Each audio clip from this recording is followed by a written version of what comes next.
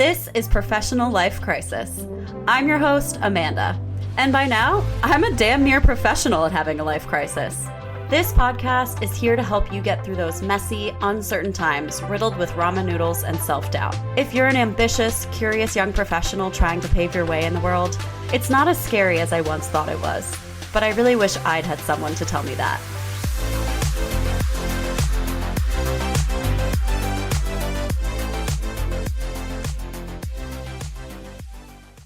Well, Porter, thank you so much for coming on. I'm so glad that we had the opportunity to meet each other at a conference a couple of weeks ago. Yeah. I felt like when I met you, I felt like we shared a very similar sense of how engaged we are in conversation and how much we love sort of building community with other people. Like I could sense that from you right away. And so I'm so happy that you wanted to come on the podcast and talk a bit about your career. So thank you so much for having me. Oh my gosh, this is an honor. I'm so excited. I mean, I'll take any opportunity to have a conversation with you. So who cares if this one's recorded? Oh, love it. Yes, that's great. That's a great way to look at it. So Porter, for everyone who will eventually be listening, but not right now, don't worry, this between us right now. Who is Porter? What do you want to be known for out in the world?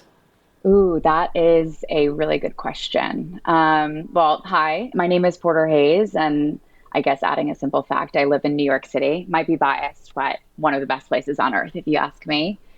And what I want to be known for professionally is making impact. More honestly said, I want to be known for getting shit done. And I'll be honest, I'm still kind of figuring out exactly what getting shit done will look like, but that's kind of the beauty of what I hope to get done. Yes.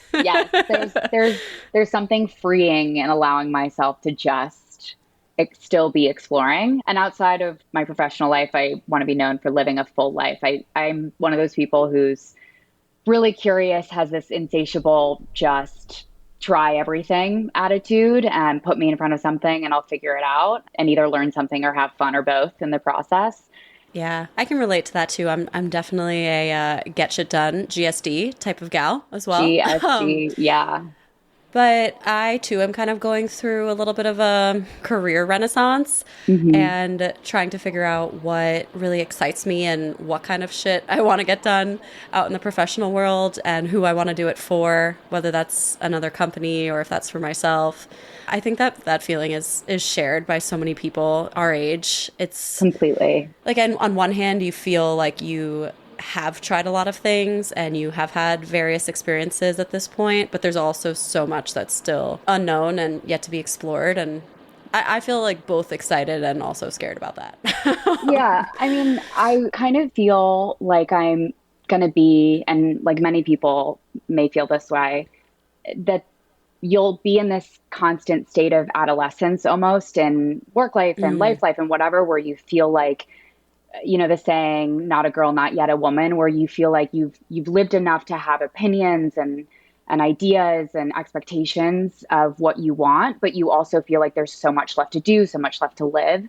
And that's kind of where that in-between state is. And I'm coming to the realization that I think, 40 years from now, I'm still going to feel that way. And I also think there's an element where the world is changing so quickly that I think being in that kind of open-minded state is actually more of a benefit than a point of indecision. I don't know if it makes me feel better or worse to think that we're in constant adolescence. I think there's so much imposter syndrome floating around with myself, especially right now. And I think there's a little bit of comfort in thinking that eventually you will be like a quote unquote adult or that you will have figured things out. But I think it's probably so much more true that you're always learning something new, both about the field you work in and about yourself. That maybe there is always that element of adolescence in your mindset or in your curiosity, or I don't know, I hope some of that imposter syndrome fades away, even if that childlike sense of curiosity and wonder remains.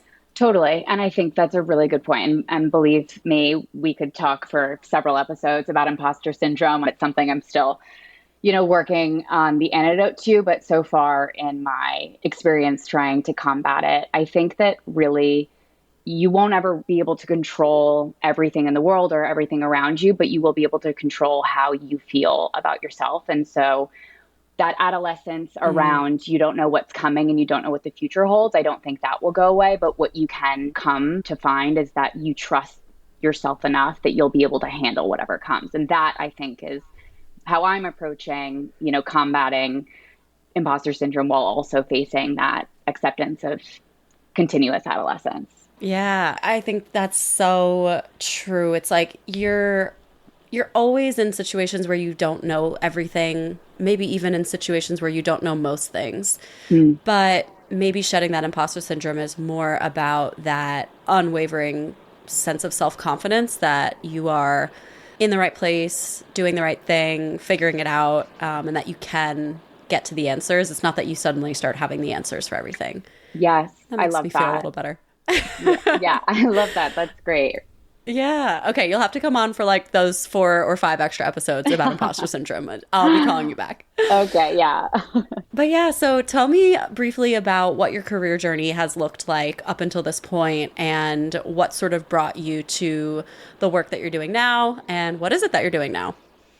Yeah, my career has been a really interesting series of hops with full gratitude to have allowed me to experience a range of points of focus and industries and company types. And my favorite, and what I assume is your favorite, is a range of people, which has just been incredible.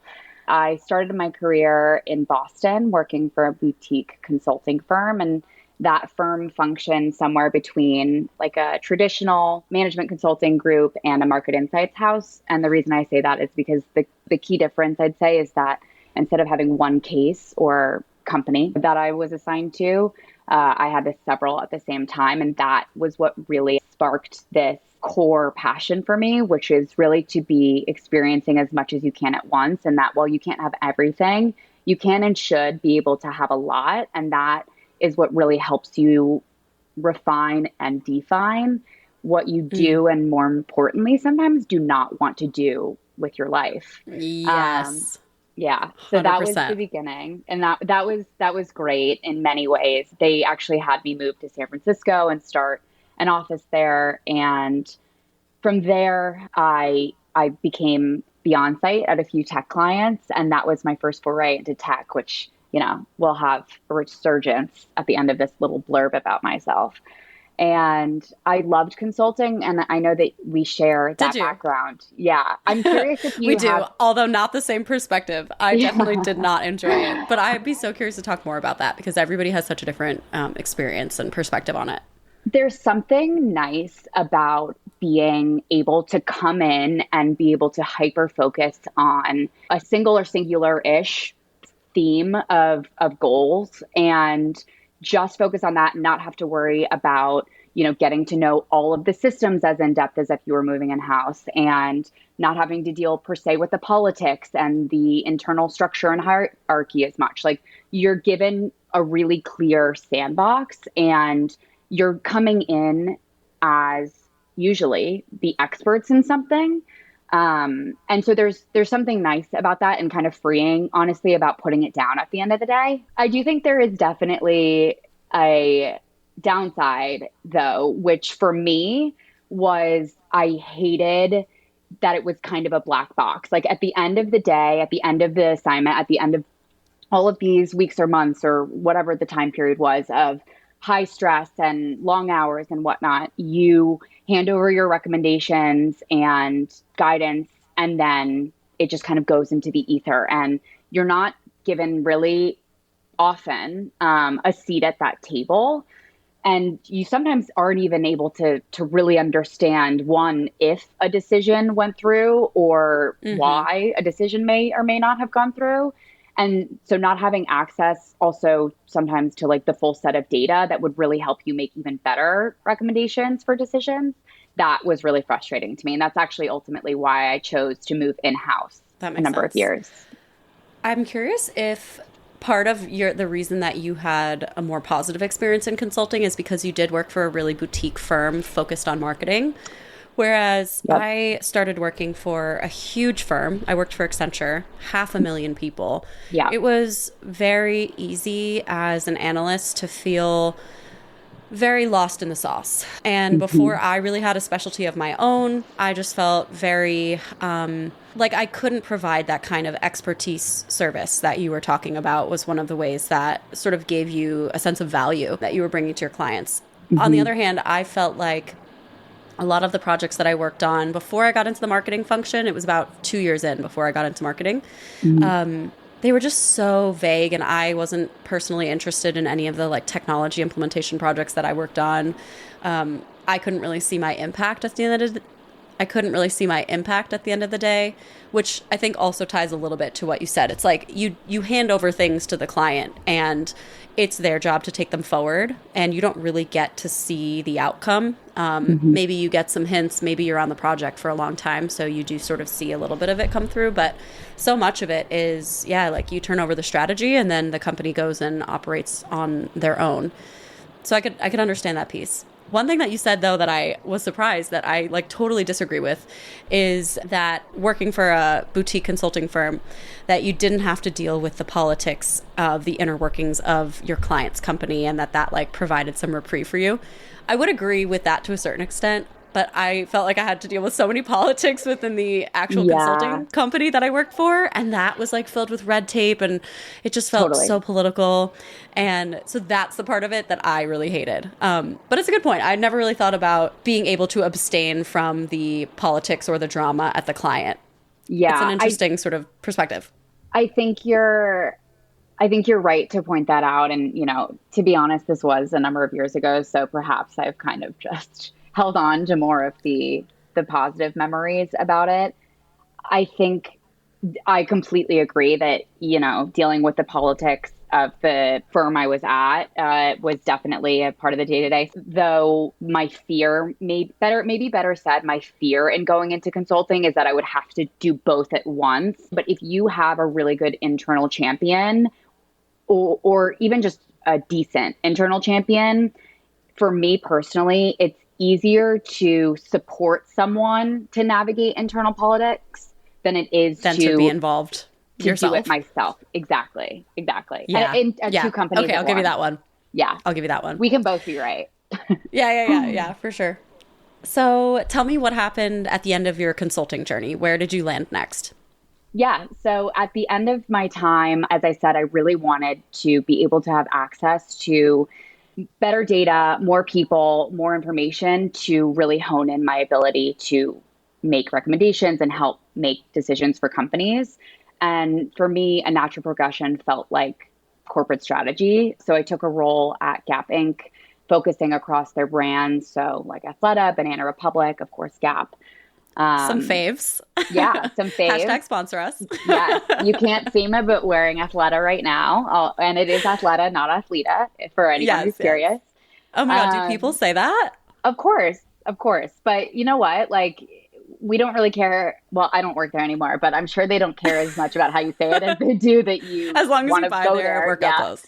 Yeah. Maybe it's one of those, like falsely designed things that gets engagement, right? To get people talking about, resays, resees, like a faux marketing Maybe, strategy to maybe. get engagement. It's not, but I can start that rumor. Just I didn't kidding. even, wow, I didn't even think that that was a hard one to pronounce. Also, like Chipotle, why can nobody say Chipotle older than Yes. like the age of like 40? They're all like I thought it Chipotle. was I'm like, it's just Chipotle. a No, I'm pepper. kidding. Oh my God, stop. No, I'm joking. I'm joking.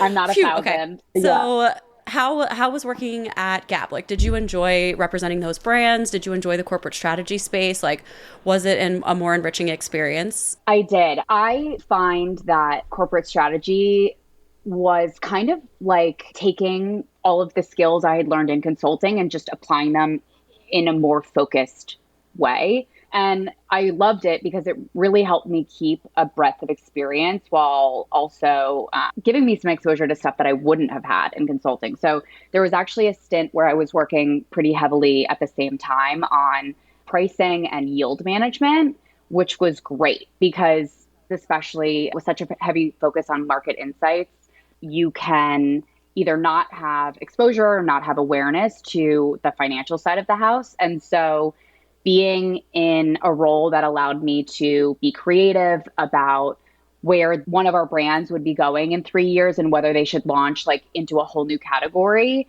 was also tempered with the yield management side, which is how many dollars will we get back based on dollars spent? And just kind of like this efficiency optimization that is kind of a core part of who I am. And it really played on that and expanded my interest in doing things like that. Thanks for defining that, because I was just about to ask what was it called? Was it Yield management? Yeah. I was just about to ask what that is, because I don't know if most people listening will know. And one of the things I want to do on this podcast is actually start an entire series called What the Fuck Is, and then like define different jobs in each episode. Yep. So I feel like we could even do a little mini session on corporate strategy. If you had to explain what corporate strategy is to someone who's 22 and just coming out of college and has no idea what they're doing with their life, what would you tell them it is? That is so much pressure. And, there is, if you're fresh out of college or even in college, you may have heard, everyone's made this joke. So Michael Porter is the creator of Porter's Five Forces, which is the framework that's used in strategy classes pretty much everywhere. And is that the 5 Ps? Yes. Everybody that's so funny. The joke about, Porter's Five Forces. How would I answer that?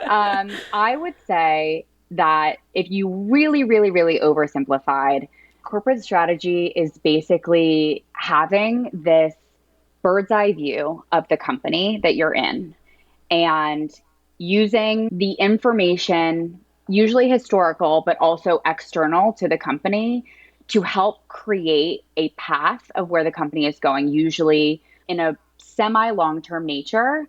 But I believe that corporate strategy is also ensuring that you're on the track that you charted, 6 months, 12 months, 18 months ago. And you're kind of like the bumpers on a bowling alley lane. But except for if it wasn't straight, like you may need to curve a little bit and you may need to take into account that, COVID happened. So it totally upends what your company's strategy is, right?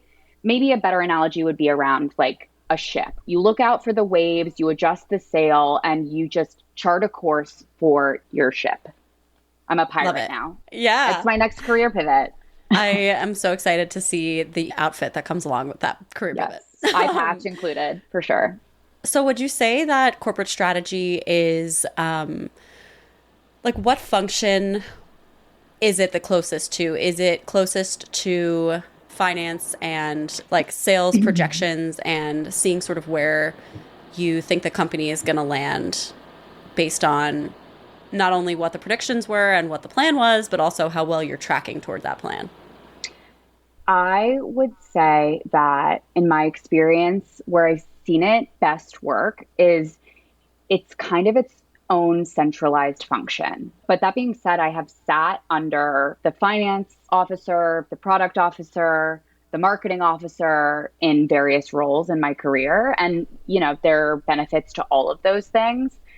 My personal bias to getting as much exposure as possible to different types of projects under the corporate strategy umbrella, I like it to be centralized, but it kind of depends on what your company is and also how it's structured. So are you a product-led company? It's probably better to be a little bit closer to product. Are you a growth-led company? It's better to be a little bit closer to growth or marketing. And so it should be wherever it best fits. Yeah, it's like the connective tissue for the company, Love it. Love it. Okay, so you're working in corporate strategy and you're in San Francisco at this time, right? Yes, I'm in San Francisco, got California out of my system. Very grateful for my time there.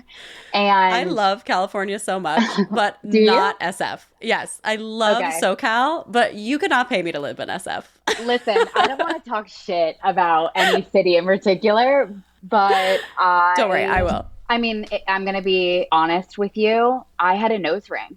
I don't know what happened to me there. Stop. I think there's something in the water. I got my nose pierced twice, actually. And by that, I mean my nose rejected it. And then I got it pierced again. And I really wanted San Francisco to work for me. You wanted to be that girly. I did. I wanted to be that girly. And it actually, so next I moved to New York City and And that was I after think that makes COVID. so much sense just based on Yes. like what I know about you. You're so New York. I So don't New know what York. I was thinking. I really don't know what I was thinking, but getting a range of experiences helps you better define who you are, right? But it also helps you define who So you're not. much. And I'm not Yes. someone who's the best version of myself in Boston. I'm not someone who's the best version of myself in San Francisco. I am someone who is the best version of myself in New York City. And the way I know that that's true is because I realize in retrospect how much I bent to those cities, like the nose ring, like everything I did in Boston to fit in. I was like, woohoo, go Pats. I don't watch sports. But in New York, I feel like this New York City bends to me and I don't have to, flex certain parts of Yes. myself to feel comfortable. And that's what I think Oh, everyone wow. should shoot for That's is that amazing. feeling. Yeah. Yeah. And for me, like I've grown up on Long Island, so I'm a New Yorker through and through. Mm, But I'm not a New York City New Yorker. And I know that about myself. I love it. enjoy it for all that it offers when I'm there. I love seeing all my friends who live there. I love meeting up for coffee. I love doing WeWork days. But then I love coming home to the quiet suburbs. Like that is where I find peace. And I think you're right. It's as important to learn what you don't want for yourself as much as what you do want. So I know that this is meant to be you asking me questions, which has been hard for me because all I've wanted to do is ask you questions, but I'm going to allow Yeah, myself one. go for it. Um, to what degree would you recommend that someone pick a place to live based on a job? So would you say Not at place all. you love, job you hate? Oh, wow. You knew. I love it. I love how quickly you know the answer. Yeah, Go I would on, never move to please. a city I didn't like for a job that I wanted. Never. I'm a little Like biased that. about this perspective. This also is so interesting that you asked me this question. For me, I have learned that one of those things that works incredibly well is remote work. I know there are Mm, plenty of people and plenty of companies for which that does not work and that's not their ideal setting. And I totally respect that. There are some people that truly just thrive on being in the office and seeing other people. For mhm. me, I thrive on the flexibility, I thrive on the travel aspect. My partner currently lives in Phoenix, so being able to go back and forth without taking time off of work is Wow. incredibly important to me. But even before all of that was a factor in my life, I just work really effectively remotely. And given that I'm not a New York City girly, I hate the commute. So those are all some of the reasons that remote work really works well for me. That being said, it's not the thing for everyone.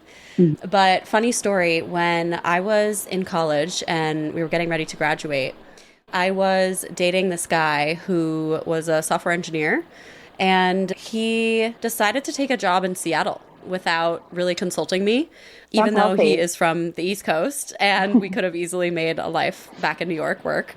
So I think I have an extra negative perspective on people who like prioritize a job at all costs, even to live Yep. in a place that they don't want to live. I think that's a little biased of me, but No, I love yeah, it. I so for me, like I just think there's so many amazing opportunities and companies right now that are fine Mhm. with remote and who thrive in a remote environment. So for me, I'm never picking a job over a location. But I do think there's also benefit for people who move to a new city and they do learn a lot about themselves. Like Right. I'm not saying by any means it's a death sentence and that no one should like try something new.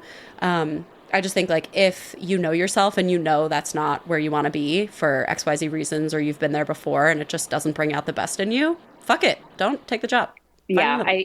I think that's a good barometer, right? Like if you know that the answer is no, then don't do it. Then it's But no. if you're not Right. sure what the answer is, then consider it. Then maybe Yeah. try. Yeah, exactly. Okay, so we covered a bit about your move to New York City, taking out your nose ring, and starting to work in corporate strategy. Yes. At that point, I did start a new role in corporate strategy Okay. back in tech. And this is the resurgence that I was hinting at blatantly All right, earlier. let's hear it. Yes. So Resurge. I I got some fabulous advice once, which was to change one thing at a time. So you can change roles or industries, basically, but only choose one. So I stuck with corporate strategy, but I Keep totally changed something industries. consistent and Right. makes the And transition a little easier. listen, retail has my heart and most assuredly my wallet, but I really was craving being back in the tech world. So I moved to the company I'm at now on Fido, which is an identity verification company, and it is incredible. And I started in a corporate strategy role there, but actually over the years I've jumped around a little bit, which is where that, changing one thing at a time comes in. So we talked about earlier how, strategy can be in a lot of different places in a company. It just kind of depends how the company is structured. And the way that my company is structured, I wanted a lot more exposure to product, which I had never really been that close to, as well as the marketing arm of this company, which was doing stuff that I had not had direct exposure to, even when I was working in marketing. And so I took a role on the product marketing team. And I find that strategy is really such a versatile foundation. And it really allowed me to take what I knew and apply new learnings. But then also, as I learned things, share back with my team with a unique perspective. And I think that that was great because when you're new to something and you feel like I'm not providing any value whatsoever and you get Yes. self-conscious about it, this felt like, obviously I wasn't number one on the team, but I didn't feel like I was contributing nothing. And that's why I really do recommend, a more generalized role like strategy or consulting if you're not totally sure about where you want your career to go. And then after some time there became this need for a role that kind of served as the connective tissue between product marketing and growth. I run the growth strategy and enablement function for my company, and it's a total blast. I love it. That's awesome. I feel like I can totally see you thriving in that kind of role that touches like cross-functional areas of the business based on all of the experience that you've had that you brought into that role. And then you were able to do even more learnings within that company that sort of positioned you really well for that. Thank you for saying that. That's really kind. I do really love, people, and working cross functionally in any capacity is just kind of where I bloom. Do you feel like you carry the same skills across different roles? Um, I think my skills from consulting were vastly different than the skills that I needed to succeed at a startup. Ooh, say more about that. So I think in consulting, I learned so many interpersonal skills. I learned about like excellent client service and how to maintain really great trusting relationships with clients. I learned the shit out of Excel and PowerPoint and could put together, freaking snazzy ass presentation on whatever topic for whatever Mm, client. yep.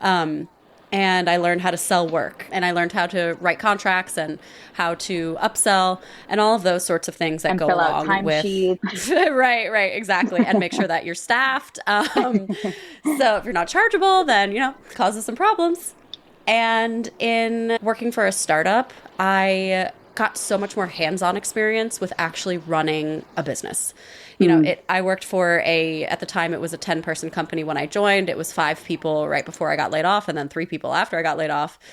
It was just such a different scale that I was just so much more hands-on. I was running the marketing function between coming up with the strategy, figuring out how that was going to play back to all of our OKRs. I was running TikTok campaigns, working with influencers, writing emails, like responding to customer inquiries. It was really you're much like an more hands-on and much octopus. more tactical. Literally, yeah. If I had 8 arms, that would have probably been faster than the 2 that I have. But yeah, so I think it was very different, but it's like the combination of both of those experiences now, I think, positions me really well to go into a company with a really strategic mindset and be able to look quickly at different areas of the business and figure out how I can help them right away. So Hmm. I think it was all valuable, but it was super different.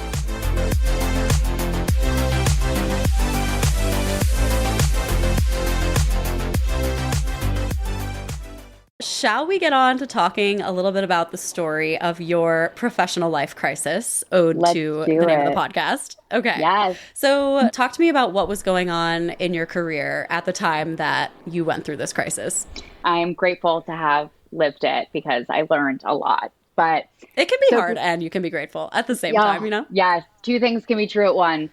So I was really early in my career. This happened right out the gate, to be honest. I was working at that consulting firm and I was so hungry, so hungry. All I wanted was the next goalpost. I wanted, that next title. I cared about nothing but getting like the validation of the professional world. I think there was a part of my brain that just thought, if I can get to the next level really quickly, then it's kind of a guarantee that I made a good decision to join this company and that I'll have a successful career.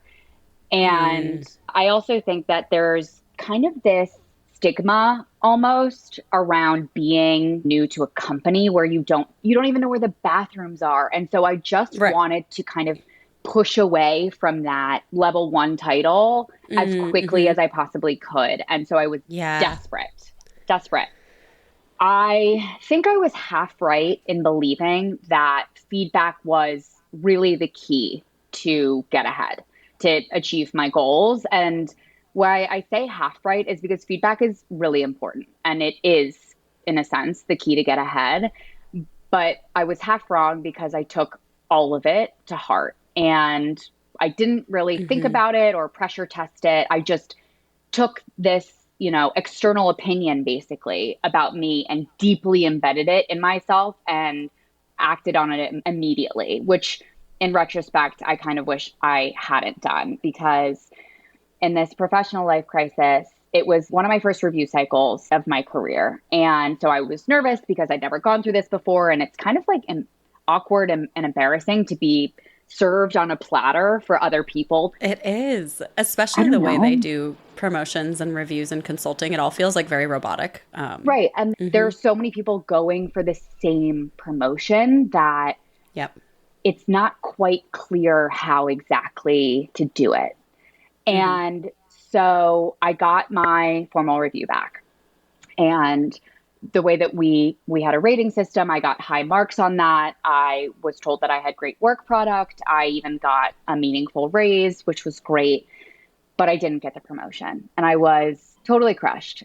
On the things to improve section, the reasoning for why I didn't get promoted, his formal feedback to me was to be less Porter. I will never forget it. I actually What? still have the PDF with it on there. That is, Um, oh my God. First of all, so inappropriate, but also just like a dagger. oh, it stung. It Like really stung. when you're that age and you're so new to the professional world, like someone telling you to dim that part of who you are, it's like so severely damaging. I feel like you should get a tattoo that says "Be more Porter," like Yeah, just to be more slight that Porter. fucking guy. Yeah, no. I mean, listen, I don't think it was ill intentioned. I can maybe see a sliver of an argument for where a better delivery of a more professional message could Maybe exist. if it's But I was, detracting from your work, by the maybe. way, I was going from being a nobody level one to a nobody level 1A. Like it Right, was right. not that fucking serious. It was not that deep Yeah. and it didn't call for you. And by the way, it wasn't like, oh, be less talkative, be less insert personality trait here. It was just be less Yeah. Porter, which is in retrospect awful. And I'm pretty sure I Yeah. cried in a conference room that I booked for myself for like a solid 10 minutes. But Oh yeah, we love the unfortunately, booking a room to cry at work. oh, Definitely been yeah. there before. Yeah, it's great. It's great. But It's so unfortunately, dehumanizing that you have to book a room. Like you can't even just walk into a room and quietly cry. You're like, all right, let me see what's available. well, we also had an open floor plan. So like you don't even have the privacy of like a desk I know or a cubicle. it's mortifying. The lesson Oh here is bring back gosh. cubicles. Let me cry in peace. Okay. No. So I get So this feedback. yeah, what do you do with that? Like what do you do with that feedback? So unfortunately, I was stupid. No, I'm not going to call myself a mean name. I was naive and I was hungry and I was inexperienced. And so I took it really seriously, like really seriously. I went home and I did this whole kind of introspective analysis and I talked to my roommates at the time about how I presented myself and, ideas for ways to curtail a lot of I'm no wallflower, like there's a lot, as you said, like, Yeah. You didn't say, oh, I think you'd fit in great in like Albuquerque. You thought I'd fit in great in New York City, right? Like I've come to accept that I am Yes, not yes, everybody's exactly. cup of tea. And but I came up with a plan and I started dressing differently. I brought the most sterile, corporate, lame version of myself I possibly could to work every day. And I Ugh. really Oh my God, was that's all. I got like kind of praised for it from this manager as well. Ew, that gives me like the creepiest little feeling down my spine of like, like the fact that we have to scale back on our personalities and the vibrancy that we bring to work just because it makes a man feel like Yeah. uncomfortable or overshadowed. I hate that that's the world that we live in and that that's the experience that you had. Yeah. It really sucked. And you want to know where it got me? Nowhere, because the next cycle I also didn't get the title bump. Oh my God, And you want to know this is like why? chasing this moving target. I didn't stand out. It's because I didn't stand out enough Shut the that next fuck time. up. Swear to God. Swear to God. And I get it actually, because as we talked about earlier, like especially at a larger company where it's everyone with the same title doing the same work, going Hmm. for the next title at the same time, because there's, limited cycles, you do kind of need to stand out. And I You actually do. think that one of the things that helps me in my career today is standing out. So I wish I'd thought about it the way I think about it now and really taken a second to think honestly about who this feedback was coming from. I mean, I am a Hmm. firm believer that you need to listen to all feedback, no matter who it's coming from, respectfully and think about it. But what you don't have to do is agree with it and take it seriously and integrate it into yourself. Um, Yes. I We mean, don't need to like, internalize like other people's views based on their lived perspective and their experiences about us. And right. I And also, like, I think that was really hard. Like being that age, I'm just oh my gosh, I'm thinking back to like little like 22, 23-year-old Amanda in consulting. right. And thankfully I didn't have an experience quite like this, but it did feel that way where even taking advice from people felt like oh these people like they just know everything, like I need to suck it up like a sponge. And realistically you need to have your own filter for what you take to heart, because otherwise like how are you going to implement all of this feedback? You're going to be chasing like every different direction and you're going to lose sight of who you are. I completely agree. And I also think one of the core lessons I got from that experience is to not take criticism from someone I wouldn't take advice from. I mean, looking back, Mm, this yes. manager lived in a city I'd never want to live in, had been at this level for a longer period of time than I would have been comfortable being there, was not known as a fabulous collaborator, no judgment, but was not who I wanted to be. So Yeah. I use that now, right? I think about who is telling me this feedback and what lens from their life might be perhaps coloring what they're saying to me. And not to say that you should only think what you think. You really do. You should leverage feedback because it is a way to get ahead. But you need to have a filter for what you allow to really affect you and to move you, because it's not good to just sponge it all up. Yes, 150%. Yeah. Let's talk now a little bit more about something that I think has been implied throughout this whole conversation, but maybe we haven't explicitly called it out yet. Hmm. Do you think that your identity as a woman has affected your experiences in the workplace and this feedback that you received? I do. Like many women in that crisis, there was no commentary that was negative on my work performance that was holding me back. It was just personality traits, by the way, not even specific ones, just Porter Right. Just generally, Porter. which unless I'm missing something, it's not actually used worldwide. But Right. there was just personality traits that for some reason were considered valid enough to be formalized feedback that went into the computer system that HR also approved of sending. And it's really sad how often the gendered norms still impede women from advancing. And by the way, it is tenfold, tenfold for women of color. And there's just this dance that honestly sometimes I still find myself doing of what I've seen named as like the warmth confidence line. And I'm I like that. still navigating it. I mean, do you feel like there's been times in your career where you've just said, wow, I wish I was a man? Oh, yes. Taylor Swift's song plays in the back of my head all the time. I think it's because men are given this automatic assumption of competence where women Mm, have to come in and prove it not just once, but time and time and time again. And also, I think that oftentimes women with strong, vibrant personalities can be looked at as not as intelligent or not as serious, mm. where that's not necessarily true at all, but they're bringing their entire self to work, which brings more than just their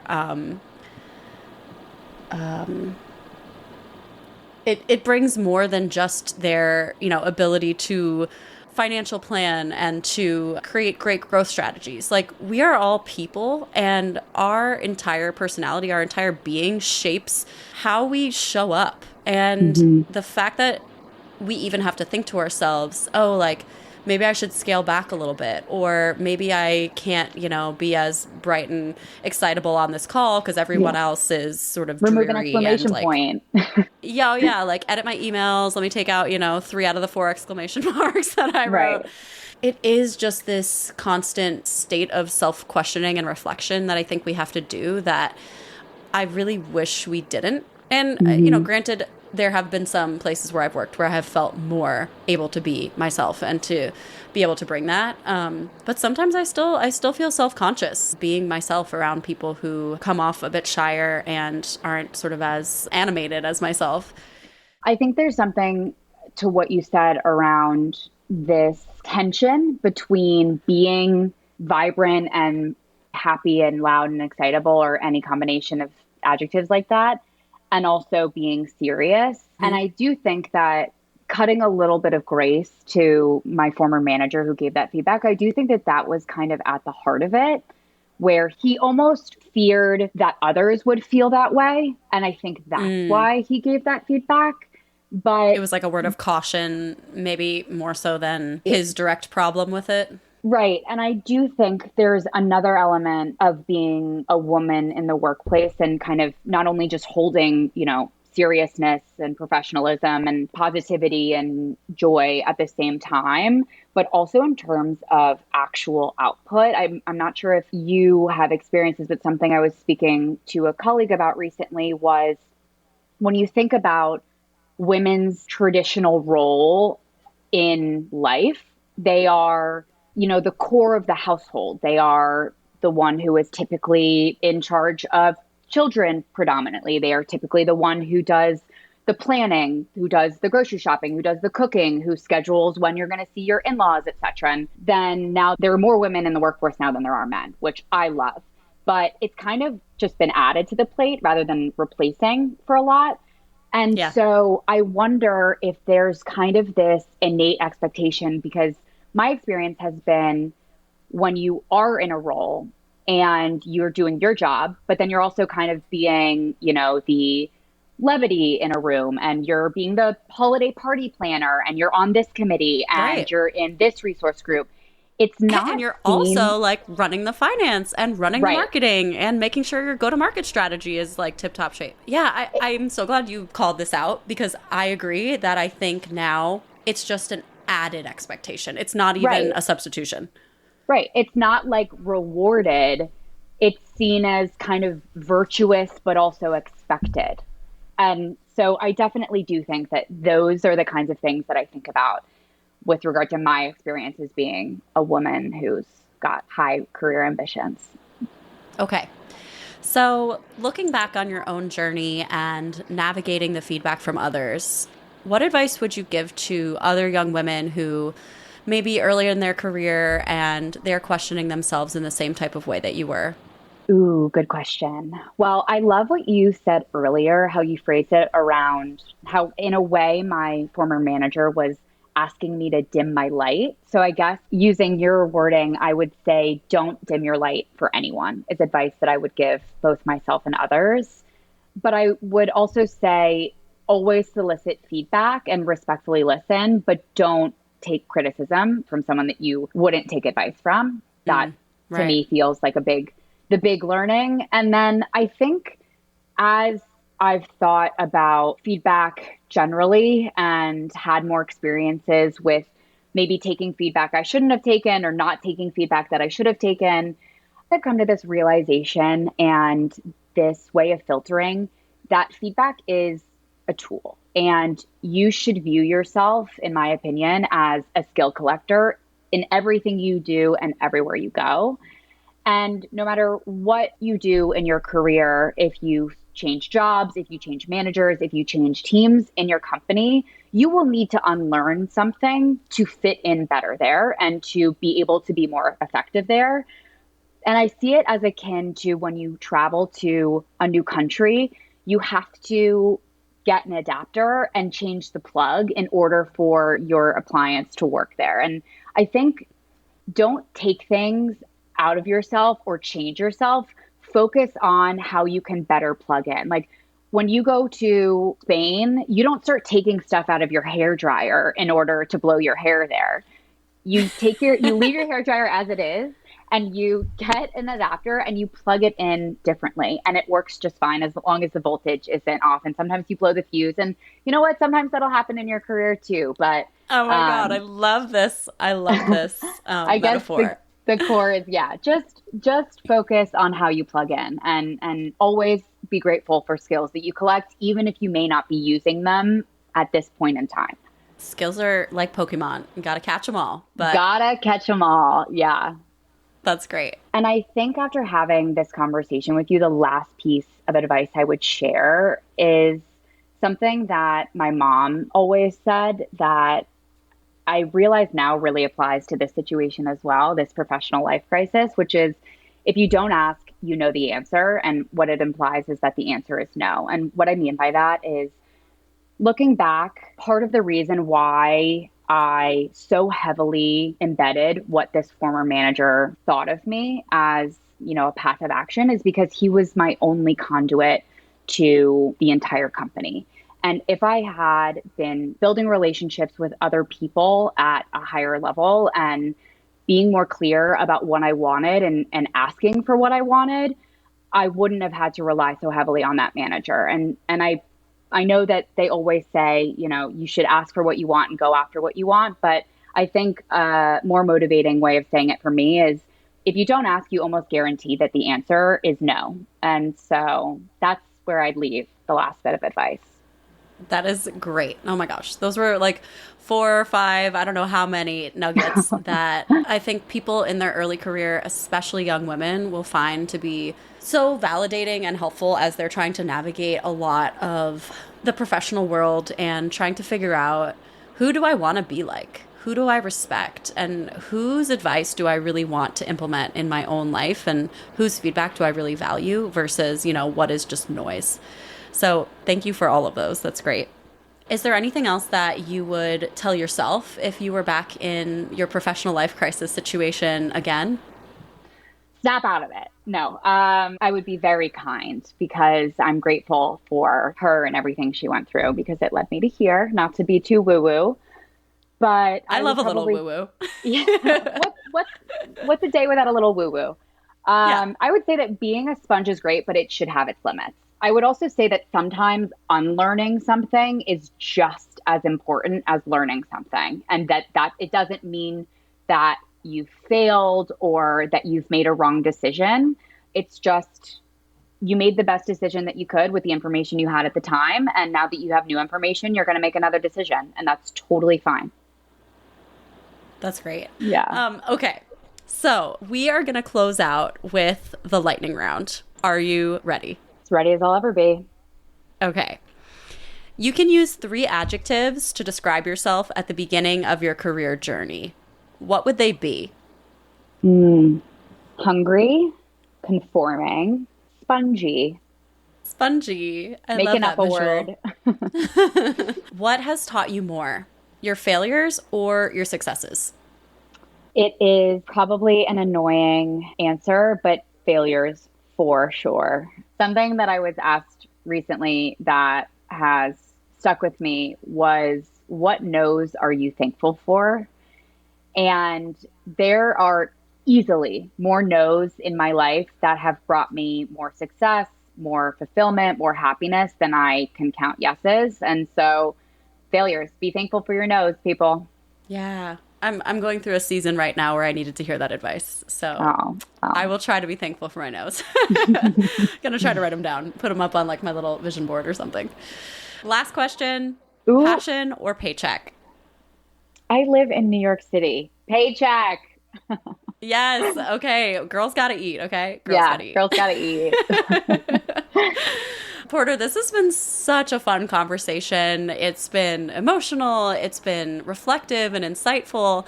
And I'm just so glad that the universe, just to be a little more woo woo, Love that it. the universe brought us together and we got to meet because I feel like we just share so much of the same drive and sort of beautifully different perspectives on our past career. And I'm so happy to know you.